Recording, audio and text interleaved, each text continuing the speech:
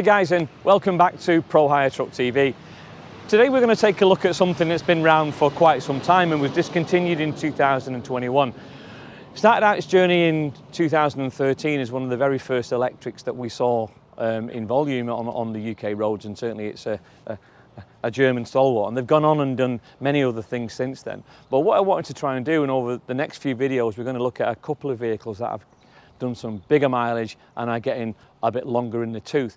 And I think what I wanted to try and do with some of this stuff, and we're going to look at that on some commercial vehicles as well, where we've gotten some really big mileage on them now, and I want to see just how well they're standing up. Because a lot of the worries in the EV market is what happens after 3 years, what happens after 100,000 miles, etc, etc. And the next car we're going to look at is another one of our own vehicles, which has done 100,000 miles, and we'll look at that next week. But this particular one, what I wanted to try and showcase today was the quality of EV and the quality of some of these vehicles like this who've done 3-4 years and they're still standing the test of time. And not only are they really standing the test of time, the mileages are actually starting to improve, and we can show that on some of the other vehicles. But let's look at this little BMW i3. Started out in 2013. This is a 2020 model, and I have to say it's the first time I've been in one, which says more about me than this car. But it's really impressive, and I want to show you why. Let's have a look and see where we can take it out for a run and show you just exactly how well this car stands up in 2023, 10 years after it first hit the UK roads.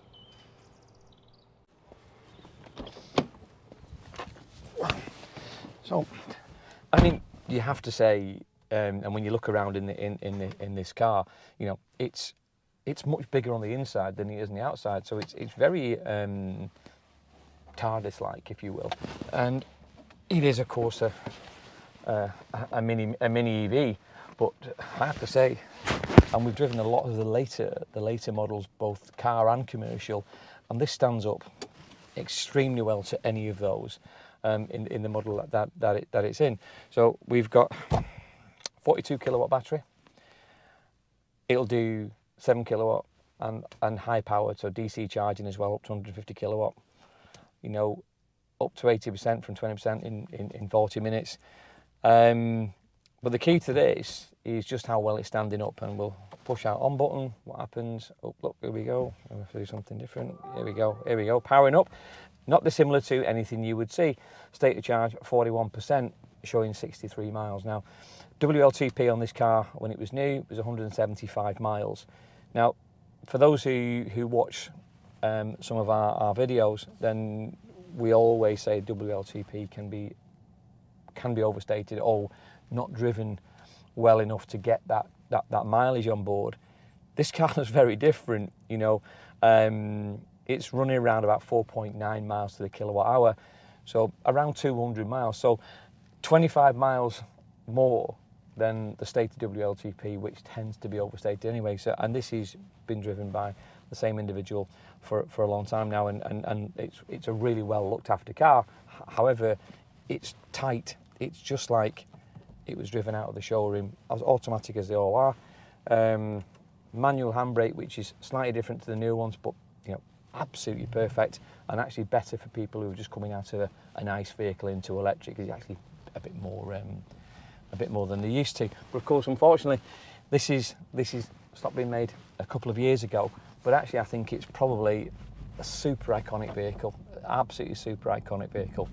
You know, pretty quick, not on the supercar range, but you know, you don't want it.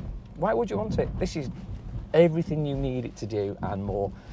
Not to 60 in about 7 seconds, so pretty quick anyway, and super quiet. It's resplendent with all the BMW paraphernalia that you expect to see in your BMW, and it sits up well.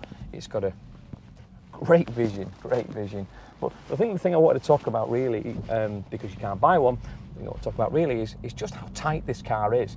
40,000 miles, you know, over a period of 3 years, so a good mileage on it. But it just drives like the car was absolutely brand new. You know, I had to ask today, the young man who owns this car from our team, has got a private plate on it, of course, and I had to go and ask how old this car was, because I thought the car was newer than this. It's absolutely brilliant, you know, and it goes on, and if BMW, as they have done, taking the technology on and move further on, and of course you've seen recently how much is going to be invested in the Mini programme over the next few years to convert that product into a proper EV, then, you know, if it's anything like this, it's going to be a real game changer for the size of vehicle for urban work. Again, one of the things that I loved about this, especially in its earlier days, the ability to put DC charging through these smaller cars was not really available across many platforms way back when, you know, so 10 years ago. And, you know, when you think about the design and the thought process put into this vehicle 10 years ago, like, it's brilliant, just a proper little urban supercar. You know, I love it.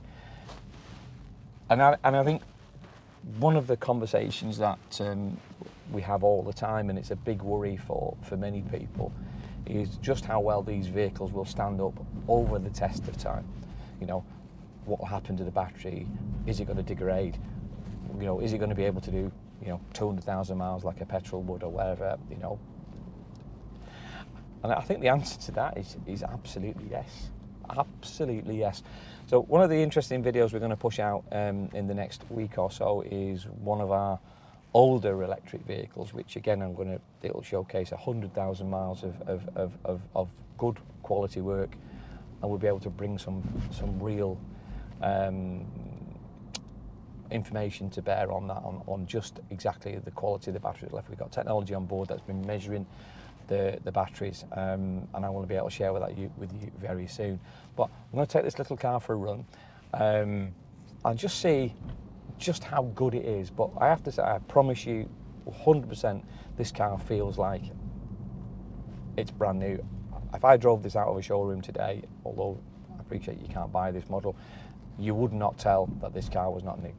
So credit to young Chris, who's kindly let me use his car today, but equally so, it's a tantamount to the responsiveness, the battery power, the range, all of those things, you know, brilliant.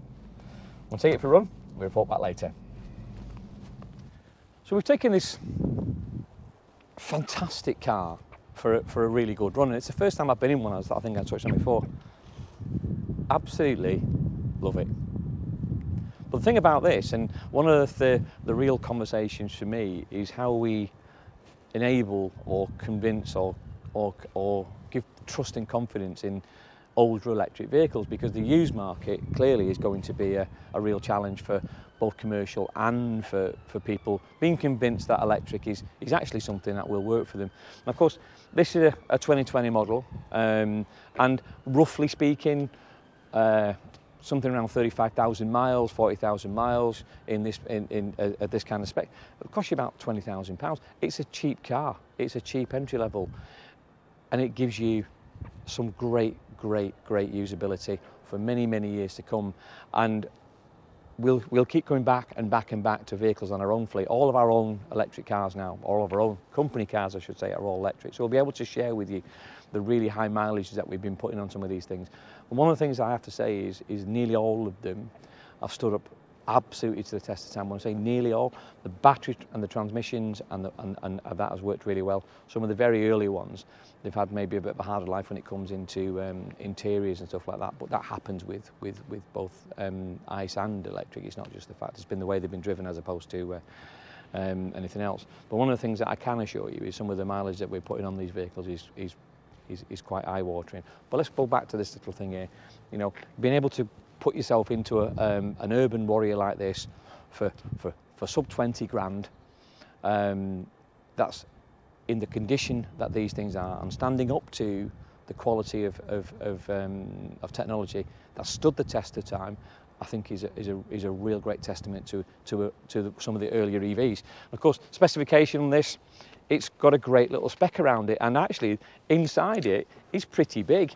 You know, this is a little car, but I have to say, in all fairness to it, there's a lot of room in there. It's very TARDIS-like for those who've ever seen Doctor Who. But I mean, and then when I say that, it's smaller on the outside, but feels much bigger on the inside than it is. Bags of leg room on the front. You know, certainly I'm not the tallest guy in the world, but certainly there's loads and loads of room. And you know, you'd easily put someone in there north of 6 foot to operate that vehicle comfortably. Charging, well, it's your fuel system there. You would have your petrol, diesel, AC and DC charging. You know, absolutely 100%. So you know, it's there, and going to young Chris, loves it every day he's using the car. It's an everyday vehicle. You know, reasonable sized boot for a small car, let's face it. You know, and we've dragged it off Chris today. You know, this car has got bags of room for the compact Mini that it is. You know, but absolutely superb. But feel that quality, boom, close, everything works really well as you expect it to. And we're not feeling any wear on the vehicle at all, just not. Which the doors feel solid. There's plenty of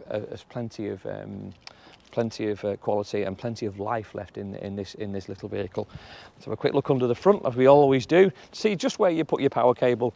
Let's have a look, see what happens. Oh yes, it is electric. Let's just see. And bear in mind that this model is quite a few years old. I have to say, just well thought out. Really, really, really good. Really, really good.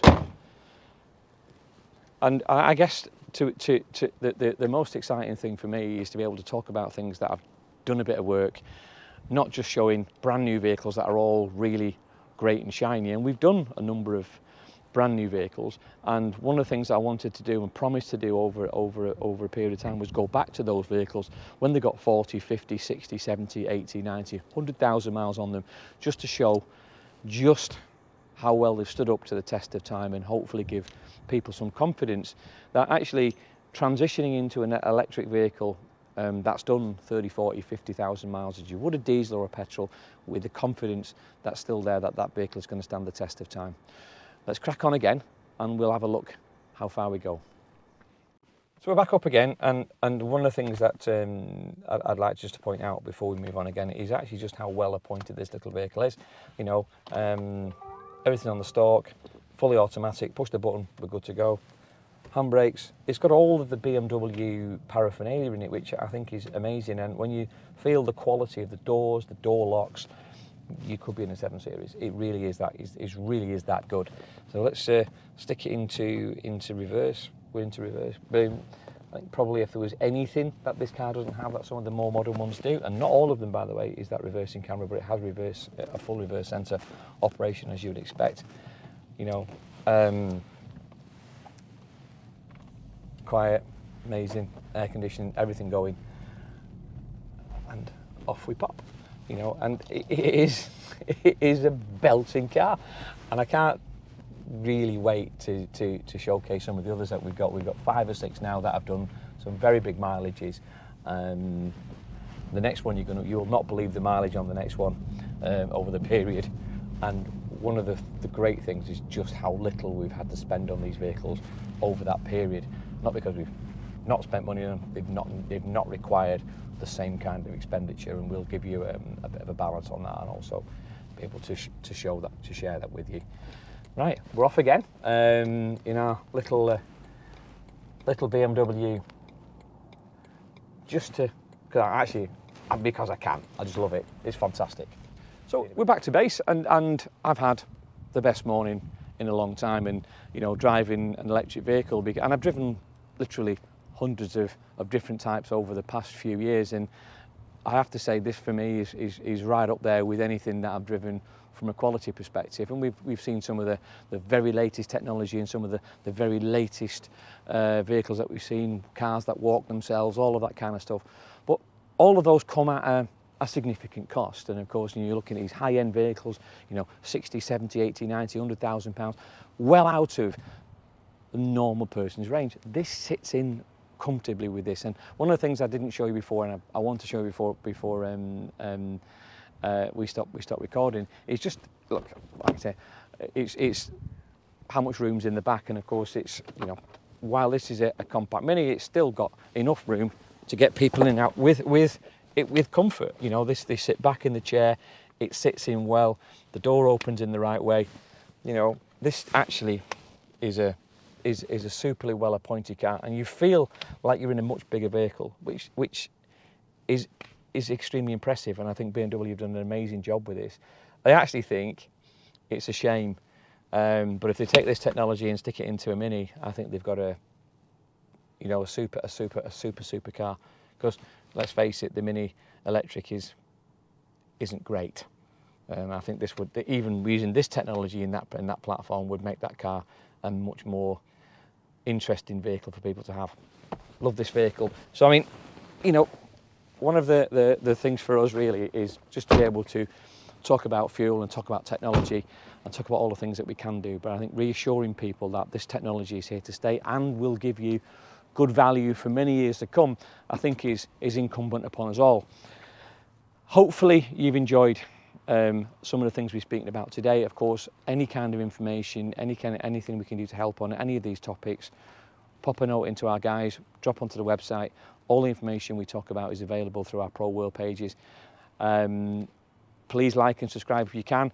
We'll be back again very soon, as I said, with some high mileage vehicles to talk about just exactly the cost of ownership over that 100,000 miles.